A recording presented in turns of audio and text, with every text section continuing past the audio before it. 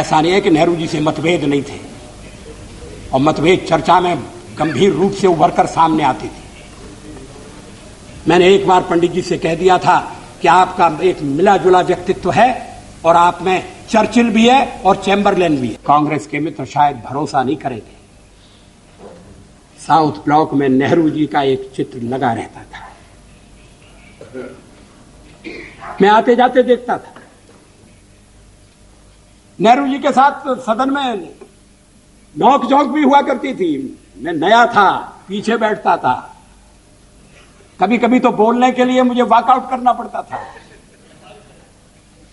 लेकिन धीरे धीरे मैंने जगह बनाई, मैं आगे बढ़ा, और जब मैं विदेश मंत्री बन गया तो एक दिन मैंने देखा कि गलियारे में टंगा हुआ नेहरू जी का फोटो गायब है। मैंने कहा, ये चित्र कहां गया? कोई उत्तर नहीं दिया। वो चित्र वहां फिर से लगा दिया गया। क्या देश में ये भावना पनप है? ऐसा नहीं है कि नेहरू जी से मतभेद नहीं थे, और मतभेद चर्चा में गंभीर रूप से उभर कर सामने आती थी।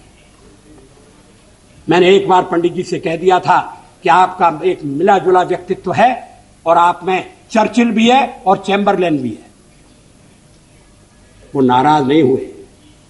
शाम को किसी बैंक्वेट में मुलाकात हो गई और उन्होंने कहा, आज तो बड़ा जोरदार भाषण दिया है, और हंसते हुए चले गए। आजकल ऐसी आलोचना करना दुश्मनी को दावत देना। लोग बोलना बंद कर देंगे। क्या एक राष्ट्र के नाते हम मिलकर काम नहीं कर सकते? क्या एक राष्ट्र के नाते हम सब आने वाले संकटों का सामना नहीं कर सकते?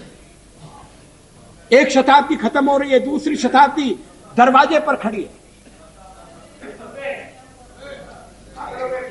अगर हमें छोड़कर आप कोई नया प्रयोग करना चाहते हैं, मुझे कोई आपत्ति नहीं होगी, लेकिन हम जो प्रयोग कर रहे हैं उस प्रयोग को आप सफल होने दें, ये मैं आपसे अनुरोध जरूर करना चाहता हूं।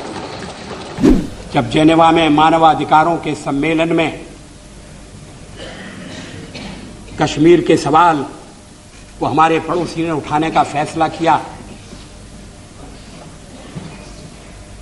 तो फिर उस समय के प्रधानमंत्री श्री नरसिंह राव की नजर मेरे ऊपर गई कि मैं वहां जाकर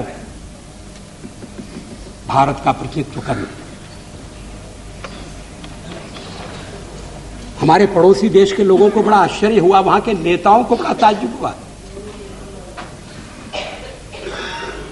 किसी नेता ने कहा भी कि भारत का लोकतंत्र विचित्र लोकतंत्र है कि प्रतिपक्ष का नेता अपनी सरकार के पक्ष को रखने के लिए जेनेवा जाता है, और एक हमारा प्रतिपक्ष का नेता है जो देश के भीतर ही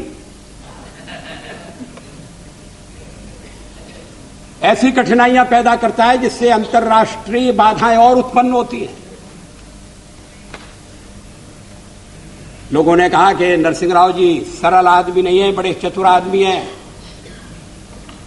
ये मत समझिए कि वो केवल देश की एकता का प्रदर्शन करने के लिए भेज रहे हैं।